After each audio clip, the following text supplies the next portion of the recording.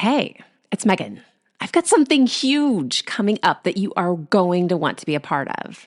I've been busy creating the ultimate community for high achieving women who are ready to feel confident, manage stress and anxiety, and have an amazing time creating a life they love while connecting with other women who understand what it's like to balance work, family, and still find time to be themselves. It's called Ambitious Overthinkers Anonymous, or AOA, and it's a fun, supportive space for women to learn, get coached, find support, celebrate their success, and have a ton of fun.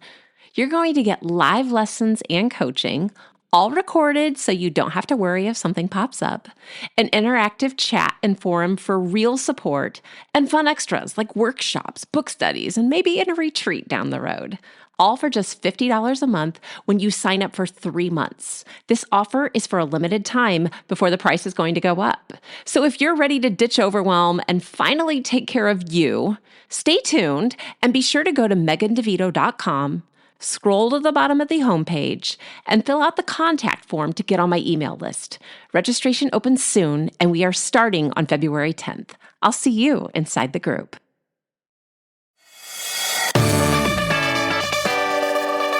Welcome to the More Than Anxiety podcast. I'm Megan DeVito, and I help ambitious women break out of the anxiety cycle that keeps them frustrated and stuck. Get ready for a lighthearted approach that will change what you think, how you feel, and what you believe about yourself. This podcast is full of simple steps, a lot of truth talk, and inspiration to take action so you walk away feeling confident, calm, and ready to live.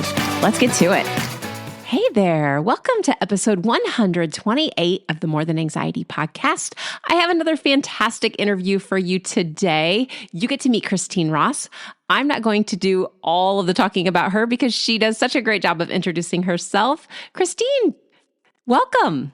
Thank you, Megan. I am so excited to be on today and be a part of your podcast. So thank you. You're very welcome. Tell everybody what you do and how, what brought you here? What brought you to this podcast? Well, what brought me to the podcast is we just kind of connected together over social media, became friends, and hey, I've got a podcast. I do too. Let's be on each other's, and we collaborated. So so thank you for that opportunity. So I am a health and wellness coach, specializing in behavior change and nutrition. And I've written 2 books, Discover the Adventure of You and Health Beams. So, and I also have my own podcast, the Radiate Health and Wellness Podcast. Amazing. I love that. And I'm always excited about people who write books because it's one of those things where I'm like, I could write a book. And then I'm like, what would I write about? So tell us, so your most recent book is the Beams book, right? Health Beams, yes. Health Beams, yes. Tell me more about that book. So that book I was getting a lot of different questions of how can I really create a life that prevents disease? So that took me into really researching people that live the longest without disease and are healthy and can, they're 102 and they get up and off of the floor with ease. So that brought me into really exploring the work done through the blue zones and a few different people that really researched and did the science, but I just really pulled all of their information. I mean, I even visited some of the different countries and stuff. So my book, Health Beams, is really focusing on just what does it take to really live a full, long, healthy health span, to focus your life on being healthy and long rather than live till you're 90, but at age 52, you're feeling not so great and you're just done. So just have that energy. So do you want to hear the Beams method, what it's about? Yeah, tell me everything. But before we go further, because I know I asked you this question when we talked a while back, when we first met, and you said the blue zones. And I remember thinking, I don't know what the blue zones are. So I'm guessing if I don't know what the blue zones are, there's probably a lot of people like blue zone. I don't know what that is. What is a blue zone? Yeah, so the blue zones are the top places where it's mostly Dan Buettner that discovered, and he's like a National Geographic guy. Mm-hmm. He was looking for the places of people with the most sanitarians. So the people that live to be at least 100 years old. Mm. So these zones are, where those people live. And it's just the insights that he gathered of how are they living to be so long? Or living so long and being healthy. So that's the blue zones. Okay. In my head, that is like Nepal. Or I'm thinking like certain parts of Asia. Where are the blue zones? I'm positive it's not in America. So, well, there is one in America. That would be in California. It's in a society that's led by the Seventh-day Adventist. Okay. So there is that one. Okay. There's one in Greece, Italy, off of an island off of Asia. I can't think of all the places right now. But they're a little scattered everywhere. Yeah. Okay. So it's not like there's this, it's not then certain sections of the world. It's just smaller communities then. All of them seem to be small communities, that are a little bit distant from everything else. And that I think has allowed modern dayism to not be a part of their culture, which we are seeing some of that coming in more and more. And it is changing their health. And that's kind of something to look at. That's really important. Yes. Yeah. And I think we hear so much about all the things that we're doing that are making us feel anxious or making us carry extra weight or making us, our bodies hurt, or they're giving us diseases. And we're like, oh yeah. And we just accept it. Yeah. Well, with me, it's after learning that I had breast cancer. I wanted to know why I had breast cancer. So that's really kind of what started my whole research. It wasn't anything to do with genetics. So for my genetic testing, the counselor told me that it was more than likely due to economical things. So I started looking at that from the food that I ate, the air that I breathed, the lotions and potions I put into my skin, laundry detergents. What are all the different chemicals that I am bringing into my body that could possibly have contributed to that cancer? And what can I limit, not use, to be able to prevent a reoccurrence in just a healthier way than taking pharmaceutical drugs for the rest of my life. So to me, it was really about causing or preventing the initial cause versus just slapping a Band-Aid on it. And I was told by some doctors, you're healthy, just keep doing whatever it is that you're doing. Yeah. So no, I really love that you took a minute to look at that. And so when you think about the things, how did you decide? Did you start with like, I'm giving up everything and then I'll add things back in? Or was it, I'm going to take one thing out at a time? Or was it, how did you decide what to do? Each thing's a little bit different. So with food, it was definitely cold turkey. I had heard of all these miraculous cures of people eating nothing but plants and vegetables. So I went on that strict vegan diet, but that one's been a little bit more of an opposite. I have figured that that caused me so much stress and that anxiety, which you're well aware of. Right? Yeah. I realized it was doing more harm than good to my body to stress over every single little thing that I ate, but to allow myself, I call it my 90% rule. So like if I go out once a month and there isn't something that fits into that vegan, you know what? I'm open to eating fish. If there's something that it's on the menu that just has a little bit of cream, okay. I mean, but I do keep standards of I'm not going to eat pork, chicken, or beef. That's kind of the main restrictions. And there was actually one oncologist that I talked to about this, and she was so supportive of it. And that made me feel just so much better too. I have had support coming from holistic doctors, but to have an actual oncologist on board to know the benefits of eating whole foods, plant-based diets, and so that was great. Yeah. So going back to your question, so the food thing, that was a big change. And then kind of stepping back a little bit. And then all the other environmental toxins has just been a little bit of learning at a time, learning how to detox what I can't control, and then just learning more and more as far as what are the best natural toothpaste, soaps. I've been making my own lotion, just melting down different like body butter and shea butter and oils and stuff so just, can only do so much at a time and just being okay with that. Yeah, I like that. So is the research that you did for yourself, it sounds like when you were looking at blue zones, that's kind of what led to you, was your journey, what led you to writing your book? Or was that already in the works? So that led me to, because I was getting questions from different clients and stuff. So that led me into more and more research to really be able to assist people on a bigger scale than just little me, just figuring out what I can do to prevent cancer. So it was giving answers to a lot of people that were searching how to live that long, healthy health span. Yeah.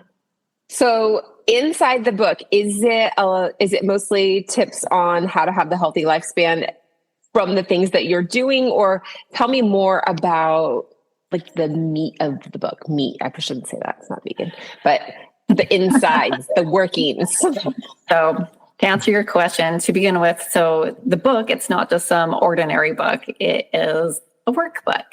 Yay. So I do that because I know that you know your body so much better than anyone else. And as being a coach, I know that if I ask the right questions, then you can come up with the right answers that will work for you, and then be able to work through what you've been able to answer. So that's part of the book. That, and it's just a part of, the law of physics or whatever it is, that what you think about is the first start of manifestation. But once you put your thoughts into action, onto paper, writing that out, it is putting those thoughts into tangible form, which is just part of the process of putting it into your reality.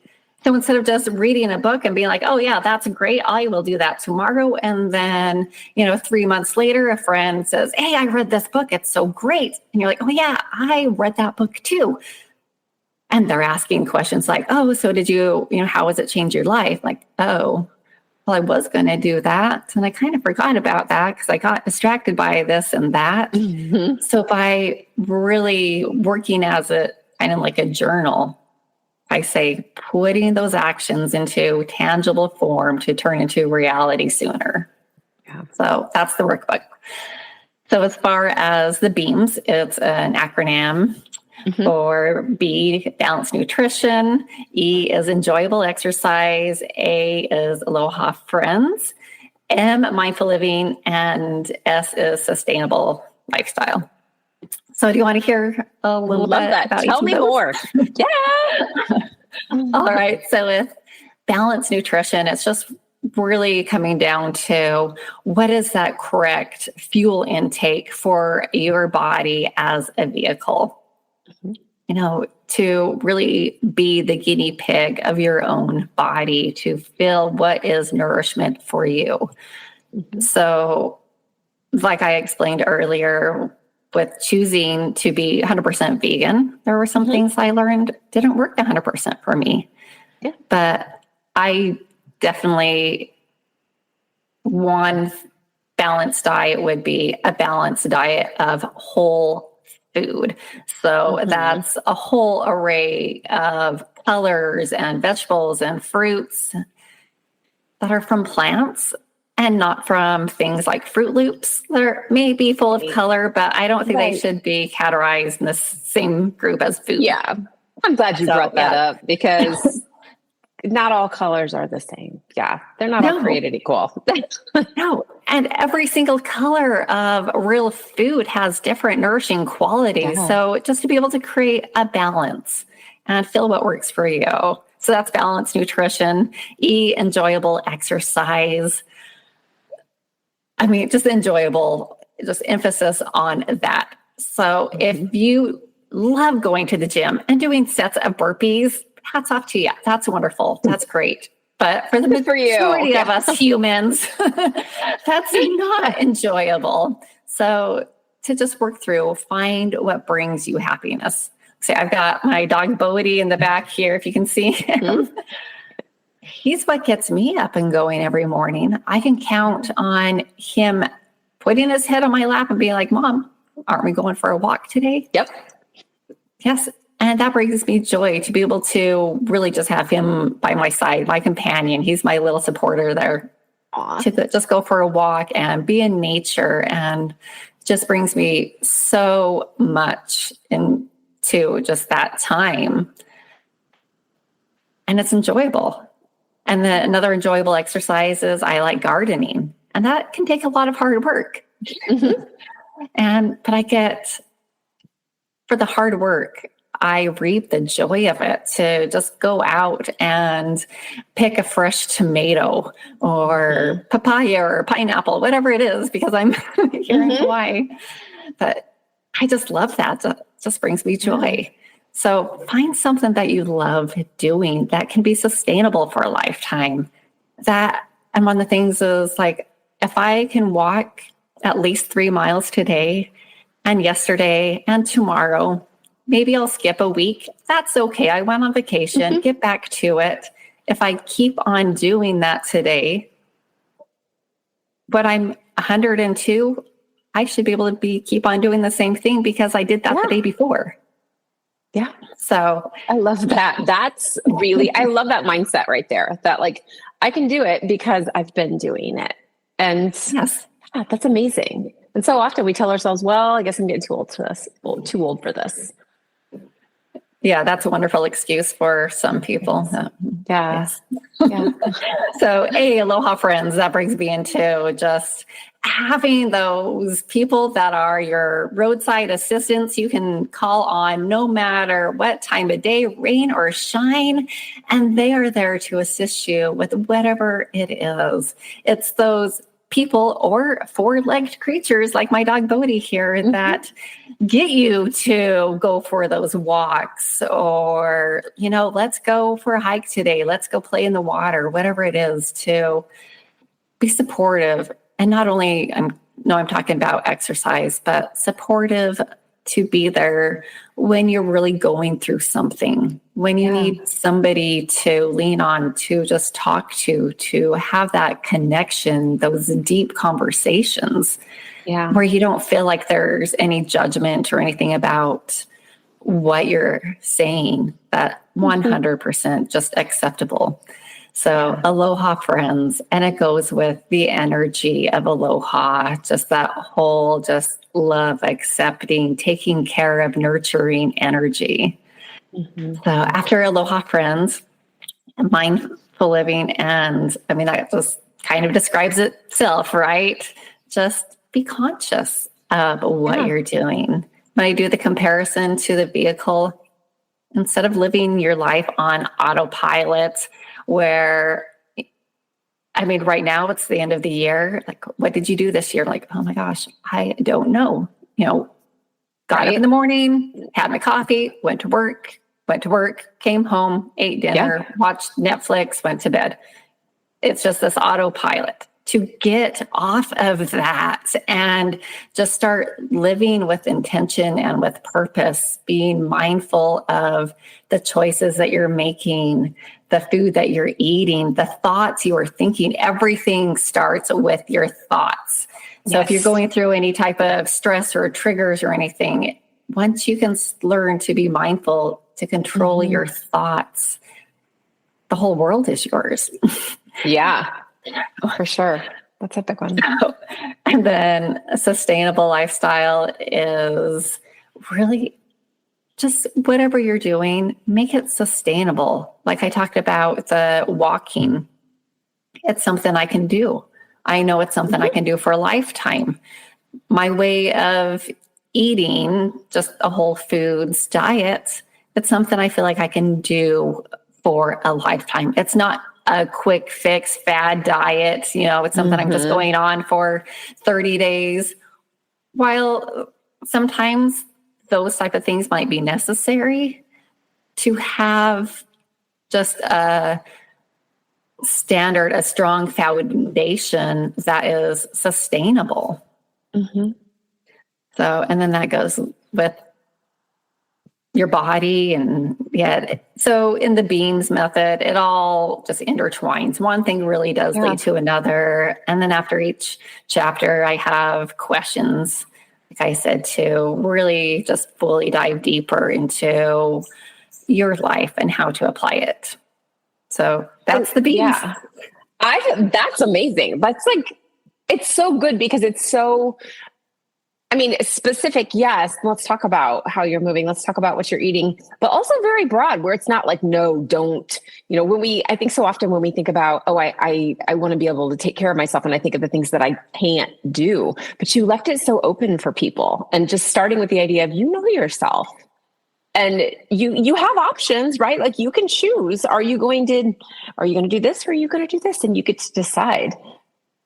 Exactly. And then after you've done that, well, how do you feel now that you've done that? Is it a good or a bad thing? And learn from that. Yes. Yeah. But it was good. But it was into the idea of being mindful with the things that you're choosing, or the things that, like, just really capturing your thoughts in the moment, I think is so important. Yes. Just being conscious, living consciously. Yeah. And when we get to a place, because so often so many of my listeners they're stressed out, they're anxious, and like, I'm stressed out and I can't help it. What I do is I grab the Oreo cookies because I'm stressed. And so did I think about it? Yes, I grabbed the Oreos. How would you coach somebody on that? What would you tell them? Well, it's all up to what happened when they ate the Oreo cookies. Were they able to eat just one? Or was it all or nothing and they just ate the entire box? Right. So it's very individualized how I would go with that from the person that just ate one. That's amazing. Okay, so you felt like you just got to have that little treat. How did that work for you? And then the ones that ate the entire box, well, we go with a different approach of just questioning of what was going on with that, and be able to just use a cognitive behavior change, find something else, that what triggered it, and go through all of those modalities. Yeah, I think it's such a good thing to be able to create that distinction between, I was mindful, I knew I was eating them. And so was it more of an urge? Was it actual a conscious decision? Or was it your typical habit, which I think is always so interesting on how we go down those paths of, this is what I've always done, and this is how I ended up this way. So living on the autopilot. Right. Absolutely. Living on autopilot, which so many of us do. And I think that we have this place where it's like, am I being mindful, or, are you doing things mindfully, or are you in a routine, or are you in a rut? And I think that there's so many people like, I need to create routines. And I'm like, yes, you do, but they have to be flexible, because some of our routines, I feel like we get stuck in ruts. Whereas I think it's just the mindfulness component of it, like coming back full circles to the thing that I forgot that I was going to say before. It was really back to that idea of being mindful so that you're not stuck in a rut and calling it a routine. That's great. And isn't it great that we're forgetting what we're talking about as we're talking about mindfulness? Right. But at least we're conscious of it. Exactly. At least we can edit it all out, right? I'm going to edit that part out though. But I do think all of that is so important. And our minds get so full, like mindful versus being mindful, and just recognizing that like this has been my bad habit for so long. When I'm stressed, I grab wine, or when I'm stressed, I snap at my spouse, or whatever it is that we're doing. But that just because it's a bad habit doesn't mean it's a good routine that you're in, and being able to be mindful of these are my reactions and this is what I do. And I just love the foundation that you gave, and that it's not just stop doing this one thing, which has really led me back to that original question that, just knowing yourself so well. So yeah. So you brought up being like mindful of all this stuff going on versus being mindful. And what comes to me, the difference of that is when you're truly being mindful and conscious, you're in the moment. Absolutely. You're not worrying or concerned about everything else that is going on. You're just enjoying what is going on right now. Yeah. So, yes. That's such a big deal, which leads back to what we just talked about before we started recording this, when we were talking about all those drones flying around. And I just want everybody, I mean, if that is a place, not that this has anything to do with the topic, but going back to the idea of being mindful, the second that you're thinking about it, it's already in the past tense. And so to stay truly in that moment, you have to be in your body in the moment right now. As soon as you realize that you're not, it's already in the past. And that is a big deal, especially for people who like to punish themselves or to be really like focused on the future, on like, oh, what if this, what if that? We're not there yet, or it's already too late. We're just here. And it's just this ever moving thing. And we're doing pretty great. We just have to give ourselves a little bit more flexibility and love. Yes, just another huge thing that in my podcast, my books, that I like to put out to really assist people in doing, like my number one thing, if I can get out there, is to learn how to tune into your own answers. So if there's, and not just made up, hogwash monkey brainness that's going on in your mind, but to really get connected with your soul, your true self, and find your own answers from there. So when you're in a state of unknown, who knows what's going on with these drones?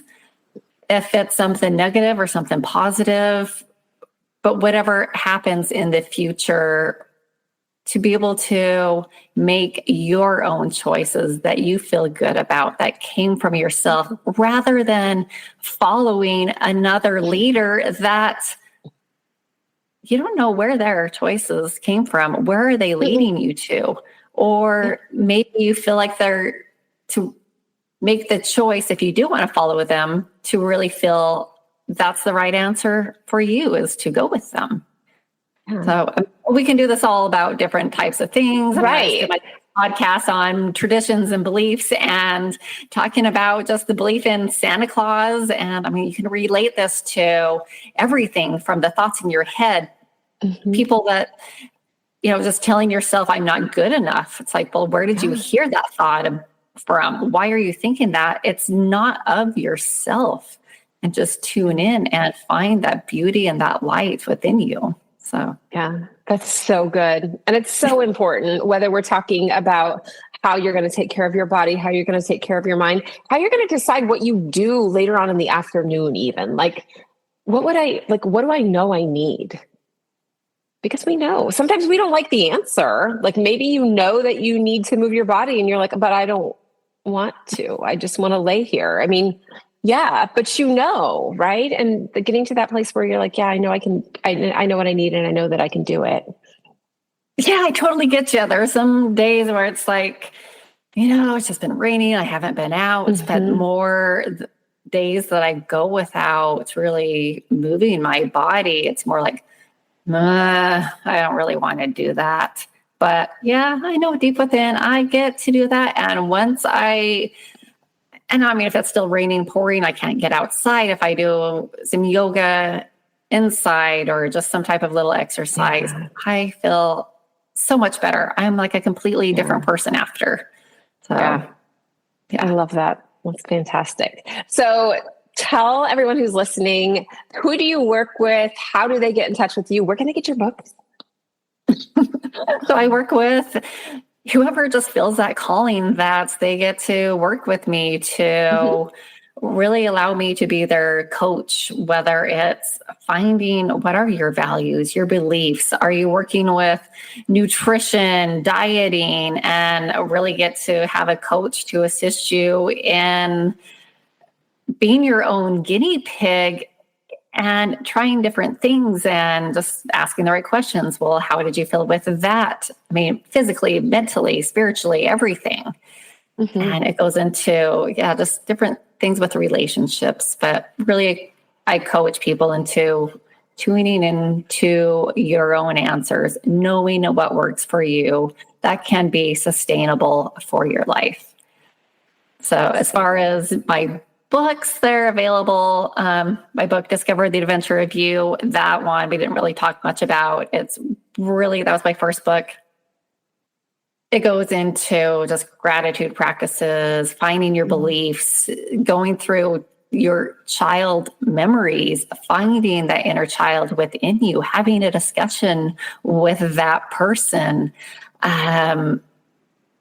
Relationships, your relationship with food. I mean, there's so many things that are in this book, and it's really just self-discovery, discovering who you are, because I've had so many people ask me, I just want to know who I am. So if you're there, you're ready to dive deep, go into Amazon, Books and Noble. I mean, that one is like on all the major book platforms. My other book, Health Beams, that one I did just launch on Amazon, self-publish it. So it is only available on Amazon. You can also get more information on both my books on my website, radiatehealthandwellness.com.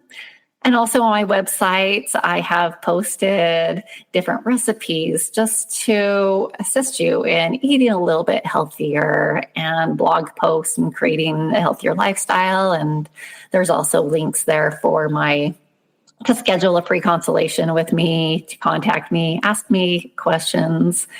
So you can also contact me, get a hold of me on, Facebook, Instagram, whatever it is. My email is probably the easiest, because I know that there's people out there that have questions that are deep that they don't feel confident about putting onto Facebook or somewhere where other people can see their comments.